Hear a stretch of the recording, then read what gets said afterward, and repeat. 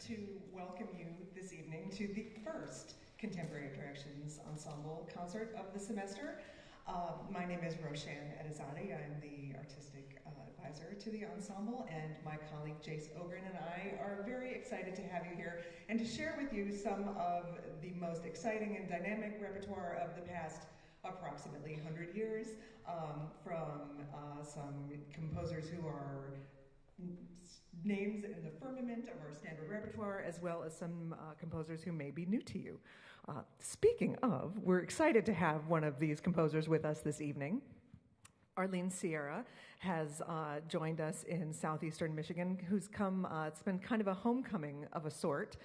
She's been in town for the premiere of a work of hers, Kiskadi, with the Detroit Symphony, and we've been excited to have her here on campus to talk to our student composers and to work with our Contemporary Directions Ensemble members.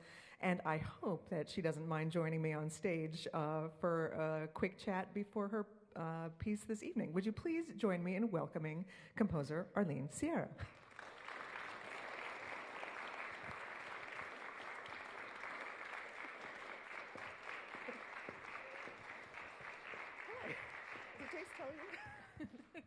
Welcome. I hope it's not a shock that I've asked you to come in the building. Yeah. Oh, good. Well, you're just in time. Still got my coat on and everything. Okay. Well, thank you so much for being with us here tonight.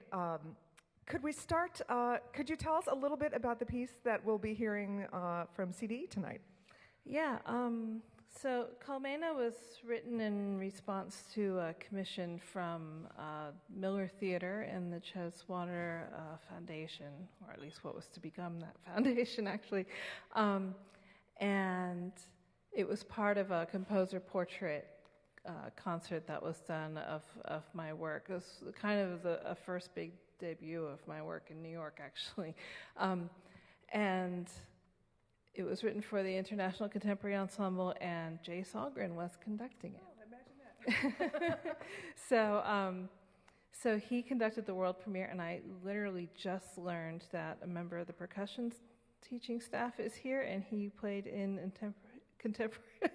International Contemporary Ensemble as well. So this just shows you that the new music scene is incredibly kind of painfully small, but it's very nice when you see people again. So very good. And I know that in this piece, as well as in Kiskadi, the piece that was just premiered by the Detroit Symphony, as well as some of the pieces that you shared with us in Composer Seminar, it seems like themes of nature, birds, insects, themes of organic structure and growth seem to be really important to you as a composer. Is that something that you find resonates with your artistic process? Very much so. And in a way, Colmena was one of the first pieces beyond the piano that started to explore these kinds of ideas. Because it's written for a large ensemble, I guess it's 14 players or 13 players, or something like that. You can count the chairs.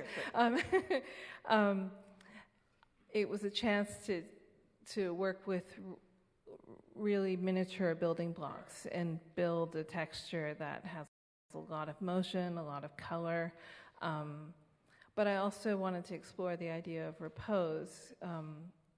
I've been reading about bees and discovering how they hibernate, and just the idea of something so small and active actually hibernating but not dying was a really fascinating idea to me. So the piece sort of follows a journey of a lot of motion and accumulation, and then a kind of a sort of buzzing repose was the idea. I was also asked to write, to tweak the ensemble a little bit so that I could have two flutes, because the two flutists of International Contemporary Ensemble wanted to finally be able to play together. And those flutists were Claire Chase and Eric Lamb, so like gods of the flute world now, the two of them.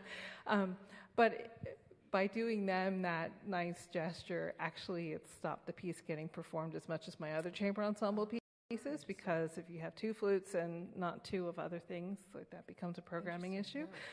But not here at a nice school of music. Plenty of flutists walking around. So it's interesting to me that that two flutists.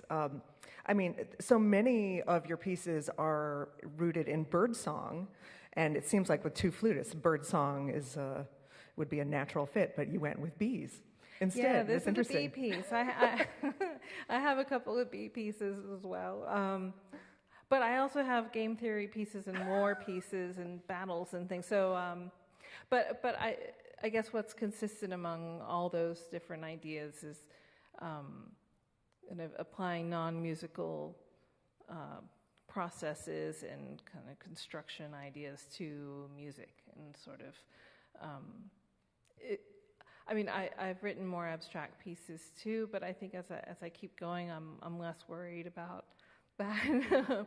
And I really like the idea that a piece can have extra musical concepts without necessarily, Mickey Mousing a story like you would in film music. So.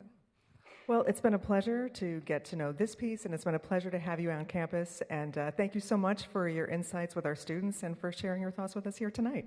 Thank you. Thanks so much.